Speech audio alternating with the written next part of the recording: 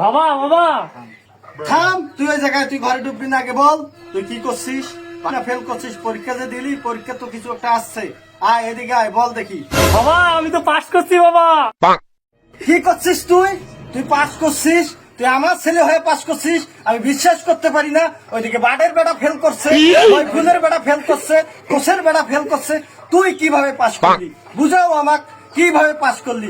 ওদের দিকে বাড়ের বেটা ফেল করছে, কত বড় বড় রংপুর শহর থাকি কত ভিআইপি লোক আসতেছে তার ইন্টারভিউ নেওয়ার জন্য, তুই পাস করছিস মানে তোর আজ থেকে এই বাড়িতে কোনো থাকার অধিকার নাই। তুই যেই দিন ফেল করে আসবি সেই দিন আমার এই বাসায় থাকবি, তাছাড়া তোকে আমি এই বাসায় উঠাবো না। বাবা না ও আমি কোনোদিনও পাস করতে পারি না, আমাকে ষড়যন্ত্র করে পাস করানো হয়েছে। আমি পাস ফেল করব, তারপরে এই বাসায় আসবো।